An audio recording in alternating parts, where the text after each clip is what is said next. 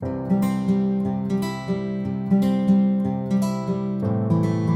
everyone, welcome back. It's Melanie, your She Shed Scrapper. So today I am back with a 2-page layout using my July Not Just for Boys kit club called Oasis. So I am going to be using, I guess the majority comes from the kit. I do add a little bit from my stash, and then this cut file here that I am backing was an add-on from Not Just for Boys. So I am going to back that with 3 different papers. I show you kind of um, the first word, I guess, of me backing it, and then I just skip right on ahead because it takes me forever to back them. I have a love-hate relationship with cut files, I think. I love the finished product, but honestly, I really do not enjoy backing them at all. So I just kind of traced out the word love and cut that out of the paper, and then I'm just going to glue it down and then do the same thing with the other 3 words. So here I'm just trying to get the middle pieces out of the bag for the cut files. I have to add that to the O and the A. And initially I thought I was going to use this really pretty kind of watercolor cloud paper. I do use it on the first page. However, on the second page, I do end up changing it a little bit. So this paper here is from the Buenos Dias collection by Oban Marshall. And I decided, because I have the 2 pictures of the kids playing at sunset, that I was going to kind of fussy cut, I guess, some of the strips out. So I am going to put kind of the yellow and the pink at the top, kind of as, the sunset. And then I am going to actually use some of the blues and greens down below, kind of as the water. So I just really liked the way that looked. I did distress the edges of the paper because I did not really cut it the greatest. And it wasn't really even all the way across.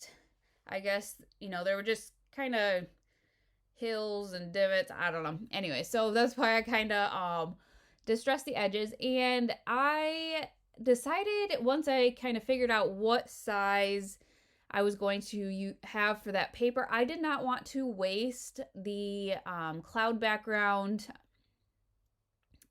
as a background paper. I was going to cover way too much of it up, and it's such a gorgeous piece of paper that I chose just to do a white background instead. And then I needed to find a piece of paper to back the photos. I did double back them. They're just going to go side to side. So I did a thin border of white, and then I went through my cardstock paper pads, I guess. And actually, I thought I used one, but this actually was the cardstock add-on. So I guess I did use that from the kit as well instead of from my stash. But I just lined those up and then put the photos kind of all the way across. So super simple layout, at least background. But I love the way that looks.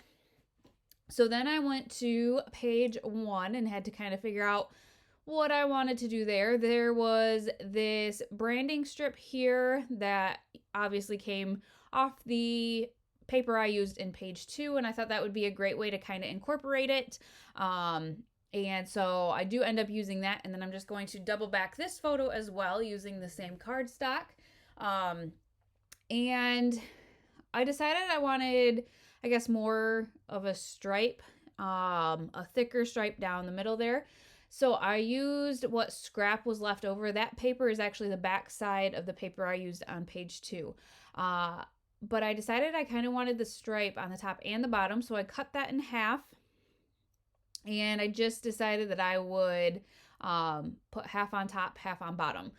So I am so sorry. I am still trying to, I guess, get used to my new recording setup. And when I stand up, my head gets in the way. So I apologize for that. So like I said, I cut that in half and put it up and down.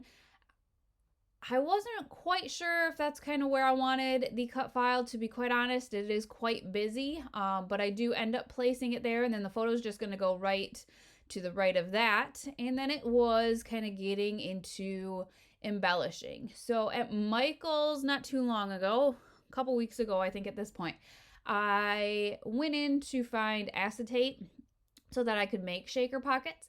However, I also found this really cool kind of tag shaker pocket kit. So when I opened it up, this was the first time that I was going to use it. It took me a second to kind of figure out how it worked. Lots of gluing, lots of different, I don't know. I just wasn't really quite sure. So followed the directions though. Now I know how to do it. I did end up adding on the sequins mix for the Oasis kit. So that is what I use for the shaker pocket, and it's just a gorgeous color scheme. So I make this fun shaker pocket, and that's going to go on the bottom right. This here is the cardboard sticker sheet that came with the kit. So I just added that little tag there that says Endless Summer to kind of just add to the tag, I guess. And I used the twine, sorry, for that tag. This is the ephemera that came with the kit. It is a lot more pink than I wanted to use for this kit or for this page. This is going to go in my kids album, my youngest. And so I didn't use much out of the ephemera. I did use those sayings though, and then it's kind of like a rose gold star to the right on the tag, the shaker tag. So I kind of knew, I guess, my embellishment placements on page 2 well before I've kind of figured out page 1. But the phrase stickers that came with, or the alpha stickers that came with the kit were just so cute, and the way that my son is kind of hanging off the pole, it was just the cutest thing. And one of them said, "You are magic," and he is just honestly, I don't know, he's the life of the party, I guess, and he's always so happy and fun and not dramatic, but I don't know. So I figured that phrase kind of fit perfectly. He is always posing for me, and it's just so much fun. So I thought that was just perfect. So I put that to the bottom right. There are quite a bit of phrases, words on both pages, but I don't know. The things just fit for the layout for the pictures, and so I just kept adding them, I guess. So these really fun gems came with the kit as well. They have like gold flakes and gold glitter in them, and they're just so pretty. So I added those to the You Are Magic to just kind of give it a little bit of spice. And then I'm just going to glue down these 3 phrases and add some of the gemstones to those as well. And really, page 2 then, I do add one more cluster, but I needed to work on page 1. There just needed to be some more done there. So I added these tags or flags at the top there, and added another of the rose gold star there. And then it's kind of like I don't know what that is, but I added that as well. I thought it needed another something up there, and I only had 2 of the stars, so I added that. I want to call it like a sunburst, but I don't think that's what it is. Maybe a star, I don't know. But then I did end up going into my stash to kind of figure out what else to embellish with. I found this fabric sticker that says love, and it was in the perfect color.